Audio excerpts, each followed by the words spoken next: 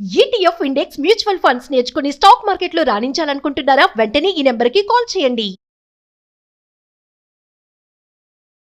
నమస్తే జయ. రమగారు, పతివ్రతల కథలు చాలా ఉన్నాయి మనకి. మనం కూడా కొన్ని డిస్కస్ చేసాము. చాలా రోజులు అయినట్లు అనిపిస్తోంది నాకు. మరి అలాంటిది ఏదైనా ఒకటి చెప్తుందామా? ఇప్పుడు మనం పతివ్రత కథలు చెప్పంగానే అమ్మాయిలందరూ మామూలుగానే మీరన్నీ మాంసకే చెప్తారు, అమ్మాయిలే బుద్ధిగా ఉండాలంటారని నా మీద ధ్వజం ఎత్తి పోట్లాడుతున్నారు. ఛానల్ ఏది కదండి, మన ఛానల్ అది. నేను ఇంతసేపు అలాగే అంటే మగపిల్లల్ని సపోర్ట్ చేస్తున్నట్టు ఆడపిల్లలకి అన్ని చెప్తున్నట్టు అబ్బో చాలా మంది అడుగుతుంటారు. ఇప్పుడు చెప్పబోయే మీరు అబ్బాయిల పేర్లు చెప్తారు కదా, అబ్బాయి అని. రమగారికి అబ్బాయి ఉన్నారు కాబట్టి అబ్బాయినే మెన్షన్ చేస్తారు. ఇది కూడా అంటారు. అంటే అది అలవాటు అయిపోయింది కదా. మామ్స్ మీరు ఎవరు కంగారు పడద్దండి, నాకు కూతురు ఉంది. సో నేను డెఫినెట్ గా అమ్మాయి మాట్లాడిస్తారు అమ్మగారిని. అదే ఇప్పుడు ఎలా అంటే మేము చాలా మంది సిస్టర్స్ కదా జయ. చివరి 4 లో మా నలుగురిలో ఒక్కక్కకి అమ్మాయి ఉంది. మిగిలిన ముగ్గురికి తలా ఒక 2 అబ్బాయిలే. ఈ బాయ్స్ ఎక్కువగా ఉంటాం. మా ఇంట్లో కూడా అంటే మా వారి వైపు కూడా అందరు మగపిల్లలే. చాలా లేట్ గా ఒక చిట్టి పాప అయ్యి మాకు. ఆడపిల్లల పేర్లు చెప్పడానికి కానీ ఆడపిల్లల బట్టలు కొనడానికి కానీ అవకాశం భగవంతుడు బాగా ఇవ్వాల. నాకు కొంచెం తక్కువ ఇచ్చాడు అన్నమాట. నాకు చాలా అమ్మాయిలు ఇష్టం కానీ అలా ఇవ్వలేదు. మరి ఏం చేస్తాం, అందుకని ఇది అలవాటైపోయి వాడు అంటుంటాను నేను. ఎంతసేపు వాడని ఎందుకంటారు? ఒకవేళ అమ్మాయిని చూడండి, ఇంకోటి ఉంది. ఇప్పుడు వాడు మగవాడు అలా అనేస్తే బాగానే ఉంటుంది. అమ్మాయిని అది ఇది అంటే అమ్మాయిని అది ఇది అంటున్నారని ఏకవచన ప్రయోగం చేస్తున్నందుకు కూడా కష్టం తోస్తూ ఉంటుంది. అంటే మనకి వినటానికి కూడా అంత అనిపించదు. డైరెక్ట్ గా పిలవటానికి అది ఇదని ముద్దుగా చెప్పుకుంటాం కానీ ఇట్లా మనం మాట్లాడేటప్పుడు అది ఇదనే ఆ వర్డింగ్ అంత అనిపించదు రమ్మగారు. అవును, అంటే మీకు అలవాటు కాబట్టి అది ఇదని మాట్లాడగలుగుతాం. తెలియని పర్సన్ గురించి మనం మాట్లాడలేకపోతాం. అయితే ఇప్పుడు చెప్పే కదా, ఇప్పుడు మామూలుగా పతివ్రతల కథలు అంటే మనకి సీత, అనసూయ, సావిత్రి, అరుంధతి వీళ్ళందరినీ పతివ్రతల కథలు చెప్పుకోవాలి మనం. సుకన్య గురించి చెప్పాము, అదొక బెస్ట్ పతివ్రత కథగా నేను భావిస్తాను. చాలా మంచి కథ. ఇప్పుడు భర్తని వెనకాల వాడు ఎలా ఉన్నా మొగుడుతోటే ఉండాలి అనే భావన ఈ రోజుల్లో కుదరదు. అయితే మనకి ఇంట్రెస్టింగ్ పతివ్రతల కథ ఒకటి చెప్తాను నేను. ఇది చాలా పాత కథ, చందమామ కథ యాక్చువల్ గా.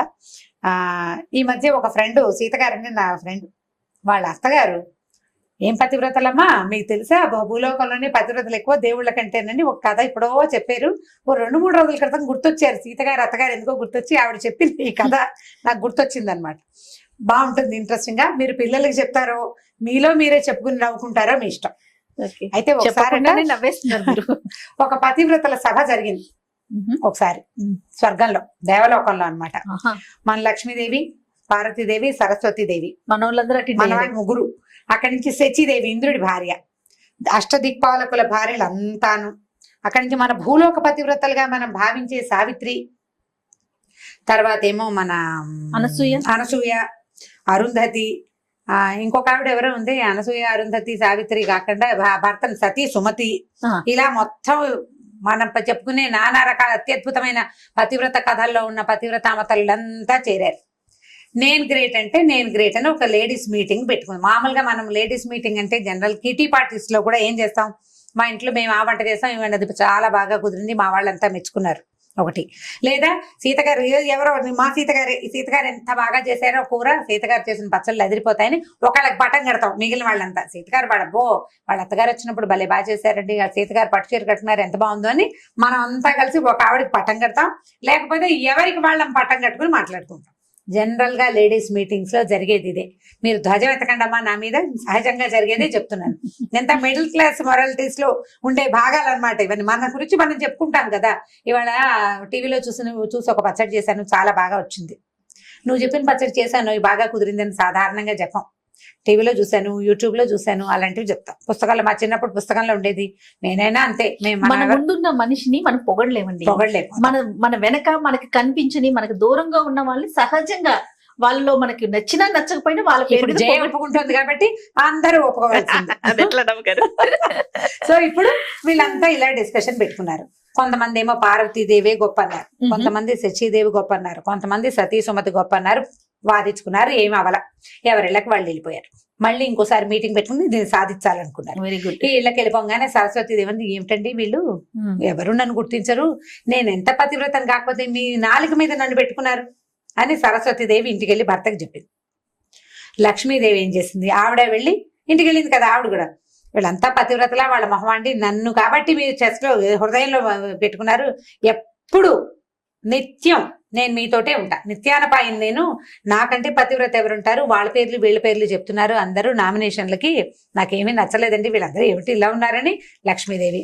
పార్వతీదేవి ఇంటికి వెళ్ళింది. ఆవిడ అంటుంది, నేను సగభాగాన్ని మీలో, శివుడు లేందే అసలు శివాగ్ని లేందే చీమైనా పుట్టదు, అలాంటి సాక్షాత్ పరమశివుడిలో సగభాగాన్ని అయిన నేనుండగా మిగిలిన వాళ్ళంతా వాళ్ళ పేర్లు వీళ్ళ పేర్లు సజెస్ట్ చేస్తున్నారు, ఏమీ నచ్చలేదు నాకు, ఏమిటో వీళ్ళ ధోరణి, ఆడాళ్ళు ఇలాగే ఉంటారని ఆడవాళ్ళ మీద తన ఉద్దేశాన్ని వెలిబుచ్చింది. ఇలా మాట్లాడుకున్నారు. అయితే నారదుడు త్రిలోక సంచారి కదా, ఆయన ఈ 3 ఇళ్లలోనూ విని ఇంకా ఇంద్రుడి ఇంటికి వెళ్ళి అక్కడికి వెళ్ళి ఇక్కడికి వెళ్ళి అందరిళ్ళకి వెళ్ళి చూశాడు. సతీ సుమతంది మా ఆయనకి కుష్ఠరోగం వచ్చినా కూడా ఆయనకి ఎక్కడ వేసి దగ్గరికి తీసుకెళ్ళమంటే అక్కడికి బొట్లో కూర్చోబెట్టి తీసుకెళ్లాను. ఆయన అన్నం తింటుంటే ఆయన వేలు ఊడి కంచంలో పడిపోతే ఆ అన్నాన్ని అసహించుకోకుండా తిన్నాను, నాకంటే పతివ్రత ఎవరుంటుంది అంటుంది సుమతి. సావిత్రి అంటుంది, నేనేమో యమధర్మరాజు వెనకాల పడి ఆయన ఇంటి దాకా వెళ్ళి నా మొగుడు నేను లాక్కొచ్చుకున్నాను, నాకంటే పతివ్రతలు ఎవరండి అని సావిత్రి అంటుంది. అనసూయమ్మ గారు ఇంకోటి అంటుంది, త్రిమూర్తులు మా ఇంటికి వస్తే నా మానం పోకుండా నేను వాళ్ళని పసిపిల్లలను చేసి నగ్నంగా వడ్డించాను నేను, నాకంటే పతివ్రతలు ఎవరైనా ఉంటారా అని ఆవిడంటుంది. సరే వీళ్ళందరి దగ్గర విని ఆయన ఏం చెప్పాడంటే నెక్స్ట్ మీటింగ్ ఒపీనియన్ తీసుకుని నెక్స్ట్ మీటింగ్ లో వీళ్ళంతా కూడంగానే ఏం చెప్పాడంటే, మీరెవ్వరూ కాదమ్మా, మీకంటే అత్యద్భుతమైన పతివ్రత భూలోకంలో ఉంది, భూలోకంలో ఉన్నారు పతివ్రతలు అంటే వాళ్ళు అన్నాడు. అనేసరికి అందరికీ ఆశ్చర్యం, ఏమిటి ఏం భూలోకం, చచ్చిపోతారు వాళ్ళు, 100 ఏళ్ళు అయ్యేసరికి చచ్చిపోతారు, 100 కాకుండా కూడా పోతారు, కొంతమంది పురుట్లో పోతారు, కొంతమంది మధ్యలో పోతారు, హార్ట్ అటాక్లు బ్రెయిన్ అటాక్లు ఎన్ని అటాక్లు ఉన్నాయి, ఎక్కడో చోట పోతారు, వాళ్ళకి అంటే మోర్టాలిటీ ఉంది, అంటే మృత్యు ఉంది వాళ్ళకి, ఇమ్మోర్టల్స్ కాదు వాళ్ళు, అంటే శాశ్వతత్వం లేదు. వాళ్ళ ప్రత్యేకత ఏమిటంటే మీకు తెలీదు, భూలోకంలో బ్రహ్మాండమైన పతివ్రతలు ఉన్నారు, నాకు తెలిసిన ఒక ఆవిడ పేరు చెప్తాను కావాలంటే కనుక్కోండి అన్నాడు. కనుక్కోమని ఫ్రమ్ అడ్రస్ చెప్పాడు, ఫలానా అడ్రస్ లో ఒక ఆవిడ ఉంటుంది, ఆవిడ బ్రహ్మాండమైన పతివ్రత అని. వీళ్ళంతా ఆశ్చర్యపోయారు, ఇదేమిటి ఇన్నేసి చేసాము, ఇవన్నీ పోయినాయా, భూలోకంలో ఉన్న అదేవతో చిన్న పిల్ల ఉంటుంది, అదే అసలు దానికి ఏమొచ్చు, దానికి ఏం తెలుసు పతివ్రత్యం గురించి, కనుక్కోవాల్సిందే అనుకున్నారు. ఈ గుంపంతా పడి వెళ్తే ఆవిడ బెదిరిపోతుందేమో, అందుకని ఏమనుకున్నారు, అందరూ కలిసి ఒక రిప్రజెంటేటివ్ని పంపించాలనుకున్నారు. వీళ్ళందరిలోకి పెద్ద ముత్తైదువు, ముగ్గురమ్మలకి మూలపుటమైన పార్వతీదేవిని పట్టుకున్నారమ్మా, తమరెళ్ళి కనుక్కురండి ఏమిటి ఆవిడకున్న ప్రత్యేకత. నారదుడు నారదుడే చెప్పాడంటే ఏదో ఉందన్నమాట. సరే ఆవిడ సరే కనుక్కుంటాను, మీరందరూ స్థిమితంగా ఉండండి అని చెప్పింది. మర్నాడు వీడు చక్కగా ప్రాతకాల వ్యవహారాలన్నీ చూసుకుని ఆవిడ పెట్టాల్సిన భోజనాలు అవి ఉంటాయి, అన్నపూర్ణాదేవి కదా, పెట్టేసి వెళ్ళింది. వెళ్ళేసరికల్లా కొద్దిగా ఆవిడ వెళ్ళేసరికి చీకటి పడిపోయింది. వ్యవహారాలన్నీ తెముల్చుకుని వెళ్ళేసరికి తలుపు కొట్టింది. అదొక పూరి గుడిసె, చిన్న ఇల్లు, పూరిని మరీ బుజ్జిది కాదు, మామూలు తాటాకులు ఇల్లు. తలుపు కొట్టేసరికి ఎవరో అమ్మాయి లోపల నుంచి పలికింది. ఎవరమ్మా, ఎవరండి అంది. నేనమ్మా పార్వతీదేవిని తలుపు తీయమంది. అనేసరికల్లా, ఏమండి అయ్యో మా ఆయన ఇంట్లో లేడండి, ఎవరైనా వస్తే తలుపు తీయద్దన్నాడు, పార్వతమ్మే వచ్చిందని అడిగి తలుపు తీయనా అని అడగడానికి అనుజ్ఞ తీసుకోవడానికి ఏమో మా ఆయన ఇంట్లో లేడు, అమ్మ మీరు పని చేస్తారా, రేపు పొద్దున్నే రండి, ఈ రాత్రికి మా ఆయన ఇంటికి వచ్చాక పార్వతీదేవి వచ్చింది తలుపు తీయమంటావా అని అడుగుతాను, ఆయన తీయమంటే రేపు పొద్దున్న తీస్తానమ్మా, ఏమి అనుకోకుండా ఇంటికి వెళ్ళిపోవా నువ్వు అంది. పార్వతీదేవి ఏమిటి నేను వస్తేట మొగుడిని అడగాల వసిని అనుకుని, సరేలే ఏమిటో వీళ్ళ భూలోక నియమాలు మనకు తెలియదని ఆవిడ వెళ్ళిపోతే ఈవిడేం చేసింది, ఈ అమ్మాయి భర్తను అడిగింది, రేపు పార్వతీదేవి వచ్చింది సాయంకాలం తలుపు తీయమంటావా, రేపు పొద్దున వస్తానందంటే ఆ తీయి పార్వతీదేవిని తీసుకొచ్చి లోపల కూర్చోబెట్టి మంచినీళ్ళు అవి ఇవి మంచి మాట్లాడమని చెప్పాడు భర్త. దేవతని ఆవిడ దేవత పైనుంచి వచ్చిందని తెలుసు, పార్వతీదేవి భర్త తలుపు తీయద్దన్నాడు, ఎవరైనా వస్తే తలుపు తీయద్దన్నాడు, అందుకని తీయలేదు. మర్నాడు పొద్దున పార్వతీదేవి బయలుదేరేసరికి ముందు ఈ కాలంలో వీళ్ళంతా మాట్లాడుకోవడం విన్నాడు కదా వినాయకుడు, విని ఆయన ఏమన్నాడు అంటే అమ్మ నేను వస్తానే ఆవిడెవరో చూస్తానన్నాడు. సరే ఈవిడేం చేసింది, పిల్లాడే కదా అని చెప్పి వినాయకుడిని వెంబడి పెట్టుకొచ్చి బయట నుంచి తలుపు కొట్టింది. తలుపు కొడితే ఈ ఆవిడ తలుపు దగ్గరకు వచ్చి, అమ్మా ఎవరమ్మా అంటే, నేనమ్మా పార్వతీదేవిని, నేను మా అబ్బాయి వచ్చామనగా, మీ అబ్బాయి వచ్చాడా, అయ్యో మీరు ఒకరే వస్తారనుకుని మా ఆయన్ని అడిగానమ్మా, ఇప్పుడు మీ అబ్బాయి కూడా వస్తే తలుపు తీయమంటాడో తీయద్దంటాడో తెలియదమ్మా, మీరేమనుకోకండి, రేపు మళ్ళీ రండి, మా ఆయన అడగకుండా తలుపు తీయలేనమ్మా అనేసరికి ఏం చెయ్యాలో తెలియదు. నేను భారతీదేవిని, నేను వినాయకుడు తెచ్చాను, తలుపు తీయటలేదు, దీని పాతివ్రత్యం మండిపోను అనుకుని ఆవిడేం చేసింది, వీళ్ళని తీసుకుని వెళ్ళిపోయింది వెనక్కి. మూడో రోజు పొద్దున మళ్ళీ బయలుదేరింది. బయలుదేరేసరికి ఇప్పుడు ఆవిడ రిప్రజెంటేటివ్, అంటే మన దేవతలందరి దగ్గర నుంచి వస్తోంది. కనుక్కోవాలి విషయం, కనుక్కుని చెప్పకపోతే వాళ్ళు ఒప్పుకోరు, మరి మిగిలిన వాళ్ళంతా అడుగుతారు కదా. అది కూడా రాదా నీకు అనరు. సరే కుమారస్వామి వస్తానని సరదా పడ్డాడు, కానీ బాబు నిన్న వాడిని తీసుకెళ్ళినందుకే పోయిందిరా ప్రోగ్రాము, నువ్వు రాబోక నాయన నువ్వు ఇక్కడే ఉండు, నేను వెళ్ళొస్తాను అని ఈవిడ బయలుదేరి వెళ్ళింది. ఒక్కతే వెళ్ళి మరి ఏం చేస్తుంది, ఆవిడ ఒప్పుకోలేదు కదా. మూడో రోజు వెళ్ళంగానే ఈ అమ్మాయి తలుపు తీసింది. ఆవిడ అమ్మాయి ఏం కాదు, ఒక 32 ఏళ్లది స్త్రీ, ప్రౌఢ. అక్కడి నుంచి అమ్మ నీ పేరు ఏమిటంటే, నా పేరు గౌరమ్మ. మామూలుగా ఊళ్ళల్లో గౌరి పేరుని గవిరి, గైరమ్మ అలా పిలుస్తారు. గౌరమ్మ, గవరయ్య పేర్లు కూడా ఉంటాయి. నా ఫేవరెట్ పేరు గౌరి. నాకు అమ్మాయి పుడితే నేను ఆ పేరు పెట్టుకునేది, నాకు ఎంతో ఇష్టం. అయితే ఈ గౌరమ్మ నీ పేరు. ఏం చేస్తావమ్మా నువ్వు? ఏం చేస్తావు? నేనేం చేయనండి, మా ఆయనకి మాకు బరువులు ఎత్తే కూలివాడు, కూలి పని చేస్తాడు మా ఆయన. మాకు చిన్న చెలక ఉందంటే చిన్న పొలం ఉంది, పొలం పని అది చేసుకుంటాము అంది. ఇల్లు చూస్తే ఇల్లు చక్కగా శుభ్రంగా ఉంది, చిన్న పాక, చాలా శుభ్రంగా ఉంది. భారతీదేవి 4 పక్కల చూసింది. ఇల్లు చక్కగా ఉంది, శుభ్రంగా ఉంది, ఉన్నంతలో కుదురుగా మట్టసంగా ఉంది, ఇల్లు బాగుంది. సరే బుద్ధిమంతురాల్లాగా కనపడుతుంది అమ్మాయి. భర్త మాట బాగా వింటుంది. చూస్తుంటే 4-5 ఏర్పాట్లు కనపడ్డాయి. ఏమిటి? ఓ చోట చిన్న మంచం వేసి చక్కగా దాని మీద మెత్తటి బొంత ఒకటి పరిచింది. ఒకటి అక్కడి నుంచి లోపలికి రాగానే ఒక ముక్కాలు పీట ఒకటి ఉంది, ఓ పీట వేసింది, ఓ పీట, ఓ మంచం. అక్కడి నుంచి రెండో పక్కన పెనమేమో పొయ్యి వెలిగించి దాని మీద పెనము, పక్కన అట్ల పిండి గిన్నె కనపడ్డాయి. పక్కన ఇంకో కుండ, అక్కడి నుంచి పళ్ళెము సామాన్లు కనపడ్డాయి. ఇంకా ఒక మూలకి చిలక్కొయ్యి ఉంది, చిలక్కొయ్యికి ఒక తాడు వేలాడుతుంది అనమాట. ఒక చిన్న చెర్నాకోల్ లాంటి సాధనము ఉన్నాయి. ఈ సామాన్లన్నీ చూసి అమ్మ ఇవేంటి, ఇవన్నీ ఉన్నాయి మీ ఇంట్లో అని అడిగింది. అడిగితే మా ఆయన చాలా పనిచేసి వస్తాడు కదండి అమ్మగారు, ఆయన పనిచేసి వచ్చాక అలసిపోయి వచ్చి కూర్చుంటానంటాడో పడుకుంటానంటాడో. కూర్చుంటే కూర్చోడానికి ముక్కాలు పెట్టేసి ఉంచుతానండి. ఒకవేళ పడుకుంటానన్నాడు అనుకోండి, బొంతేసి పక్క రెడీగా ఉంటే పడుకుంటాడు కదా రాగానే. కాస్త బాగుంది. మరి కుండ ఉంది, ఇప్పుడు కుండ అంటే అది అన్నపు కుండ అని తెలుస్తుంది. మళ్ళీ అట్లపైన ఎందుకు పెట్టేవని. కాదమ్మా, ఒకవేళ అన్నం తింటాను అన్నాడు అనుకోండి, సాయంకాలం అయిపోతుంది కదా, అన్నం తింటానంటే తర్వాణి కుండలో అన్నం ఉంది, అన్నం పెడతా. ఒకవేళ కాదు వేడివేడిగా అట్లు పోసుకుని తిందాం అన్నాడు అనుకోండి, అప్పటికప్పుడు పప్పు రుబ్బితే అప్పటికప్పుడు పొయ్యి వెలిగిస్తానంటే ఆలస్యం అయిపోదు, మా ఆయన కోపం రాదు. అందుకని మా ఆయన వచ్చే టైంకి పెనం వెలిగించి రెడీగా పెట్టుకుంటానండి. బాగానే ఉంది. అంటే పడుకోవడానికి కూర్చోడానికి సాధనాలు ఉన్నాయి, తిండికి 2-3 సాధనాలు పెట్టింది. చిన్న ఇల్లు, వాళ్ళ ఇంట్లో ఏముంటాయి. మరి ఇదేమిటమ్మా, ఇక్కడ తాడు, ఇక్కడ చెర్నాకోల ఉన్నాయి, వీటితో ఏం చేస్తారంటే, అదేనండి మా ఆయనకి అప్పుడప్పుడు కోపం వస్తుంది, అప్పుడు ఆయనకి నన్ను కట్టేసి కొట్టడం అలవాటు. నువ్వు సరిగ్గానే విన్నావు, కట్టేసి కొట్టడం అలవాటు. అప్పుడు ఆయన కోపం వచ్చాక ఆయన తాడు కోసం వాటి కోసం ఎక్కడ వెతుక్కుంటాడు. అందుకని ఏం చేస్తాను, ఈ తాడు రెడీగా పెడతాను, తాడేసి నన్ను ఈ గుంజ కట్టేస్తాడు. ఆ చెర్నాకోలు తీసి 2 దెబ్బలు కొడతాడండి. ఆయన కోపం తీరాక ఆయన పడుకుంటాడు. మెల్లిగా ఎప్పుడో ఆయన కోపం తీరలేచాక కట్లిపితే అప్పుడు అన్నం పెడతానండి. ఇలాగ అలవాటండి అని. పార్వతీదేవి నిర్కాంతిపోయింది. ఇది పాతివ్రత్యం. మనము మిగిలినవన్నీ చూస్తున్నాం, అంతేగాని భర్తకి కోపం వస్తే నన్ను కొట్టడానికి ఏర్పాట్లు కూడా మనం ఎవరం చేయటం లేదు. ఇది నిజంగా మహాపతివ్రతే అనుకుని, అమ్మాయి చాలా సంతోషం అమ్మా, నీలాంటి బుద్ధిమంతురాల్ని కలిసినందుకు నాకు చాలా సంతోషంగా ఉంది, ఎంతో బాగుంది, చాలా బాగుందమ్మా, నేను వెళ్ళొస్తానని ఆవిడ అమ్మాయి బొట్టు పెడితే చక్కగా బొట్టు పెట్టించుకుని 2 అక్షంతలు వేసి ఆశీర్వదించి చల్లగా వర్ధిల్లు కలకాలం అని చెప్పి పార్వతీదేవి ఇంటికి వచ్చేసింది. ఇంటికి వచ్చాక అందరినీ పిలిచి చెప్పింది అనమాట.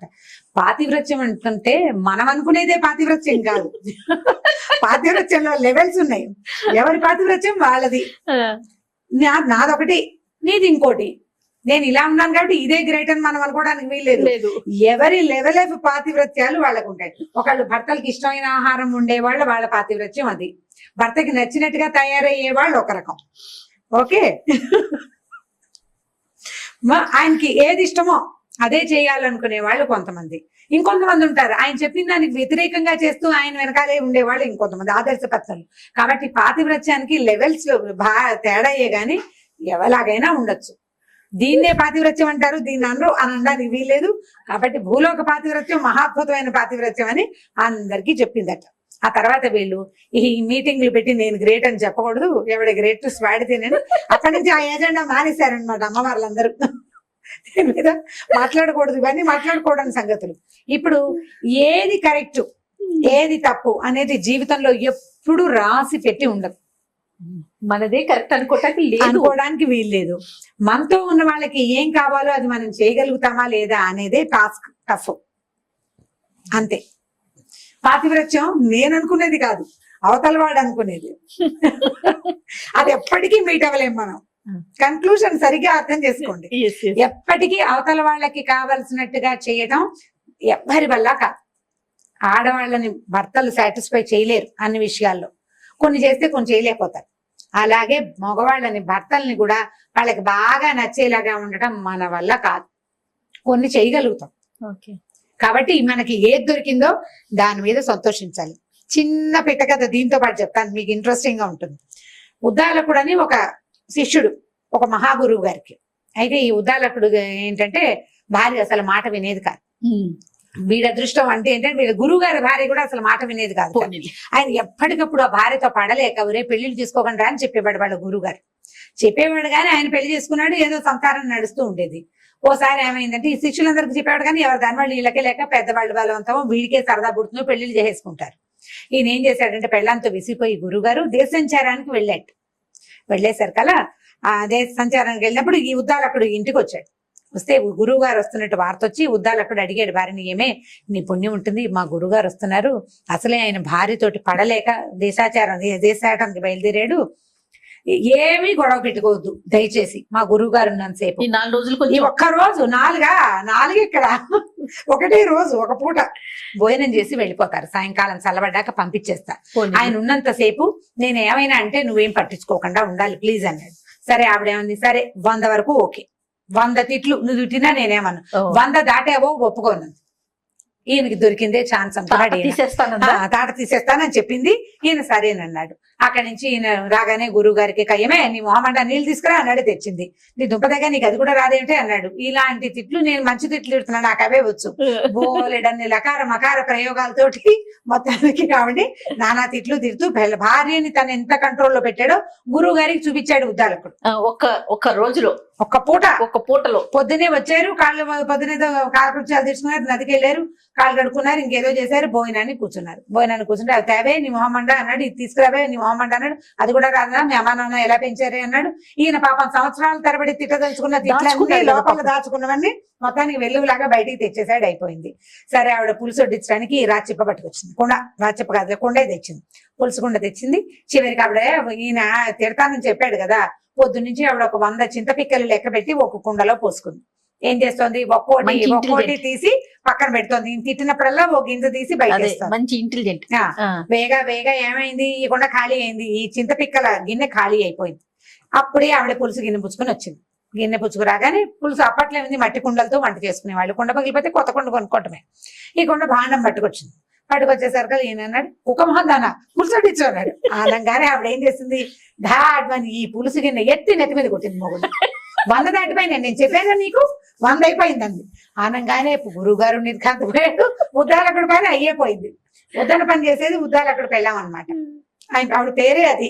అక్కడి నుంచి కొట్టేశారు కదా, గురువుగారు లేదు, భోజనం లేదు, ఎట్లా కొట్లా ఉన్నది ఏదో తిన్నారు. ఆయన చావుదేవుడు బతుకుదేవుడు అని గబగబా బయటకు వచ్చేసాడు.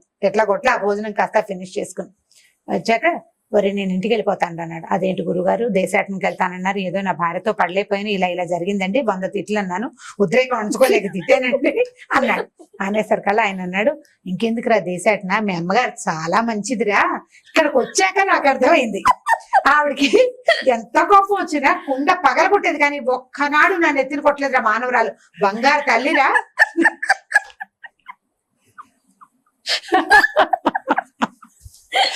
ఎంత మంచిది గురువమ్మ గారు, చాలా మంచిది. కుండ పగలగొట్టేది కానీ అవి విసిరేసేది, అంతేగాని నా నెత్తి మీద కొట్టలేదు. చూడు ఇప్పుడు గురువు గారు పెద్దవాడు అన్నం తింటాడని లేదే నీ పెళ్ళానికి, నీ నెత్తి మీద కొట్టిందా, నీ నెత్తి మీద ఆగిందా, కుండ పెంకు నాకు తగిలింది, సగం పులుసు నా మీద పడింది, అన్నం అధ్వానం అయిపోయింది. ఏదో పెద్దవాడిని భోజనానికి పిలిచాం, కనీసం బయట నుంచి వచ్చిన అతిథికి అన్నం పెడదామని ఇంకితం లేదురా నీ పెళ్ళానికి. దీనికంటే మా ఆవిడ చాలా మంచిది, పాపం ఏం చేస్తుందో తిట్టడానికి కొట్టడానికి మనిషి లేక ఎంత అవస్థపడుతుందో, నేను వెళ్ళిపోతాను రా అని గురువు గారి ఇంటికి వెళ్ళిపోయాడు. ఇప్పుడు పాతివ్రత్యం లెవెల్స్ చూసారు ఎలా మారిపోయినాయి. ఆవిడ గిన్నెలు విసిరేస్తుంది, ఇంట్లో నుంచి బయటకు వచ్చేసాడు ఈయన. ఈవిడ ఏకంగా ఈవిడ పగలగొడుతోంది. ఏకంగా నెత్తి మీదే పగల కొట్టేస్తుంది. కాబట్టి ఏది బెటర్మెంట్ ఇవి ఆలోచించుకుని ఈ కథని తల్లులు చక్కగా శ్రద్ధగా వినండి అమ్మా, బాగా అర్థం చేసుకోండి. ఈ 2 కథల్ని మీరు హస్బెండ్స్ కి చెప్పాలి. ఇప్పటిదాకా పిల్లలకి చెప్పే కథలే చెప్పాం. అవునండి. ఫస్ట్ టైం భర్తలకు చెప్పవలసిన కథలు నెంబర్ 1 శ్రీకారం చుట్టాం ఇవాళ. నేను ఎప్పుడైతే ఆన్ ఎయిర్ అవుతుందో ఫస్ట్ ప్రకాష్ కి షేర్ చూపించాను చేస్తాను నువ్వు. నేను మా వారు వింటూనే ఉంటారు ఈ కథ, నేను చెప్తూనే ఉంటాను. మీకు అది చెయ్యక కదా నేను ఎంత మంచిదాన్ని మీకు అర్థం కావట్లేదని చెప్తుంటాను అప్పుడప్పుడు. చాలా బాగుందండి. ఈ 2 కథలు గుర్తుపెట్టుకోవాలి, వీటిని అవసరమైనప్పుడు వాడుతూ ఉండాలి జాగ్రత్తగా. మళ్ళీ మోతాదు మించకూడదు. నాకు మాత్రం చెడ్డ పేరు తేకూడదమ్మా మీరు. రమ్మగారు చెప్పారని చూపించదా? నన్ను నా పేరు చెప్పకూడదు. రమ్మగారు మాకు ముందే చెప్పారని మాత్రం నన్ను చెడ్డ చేయొద్దు. నేను బంగారు తల్లినే మా ఇంట్లో.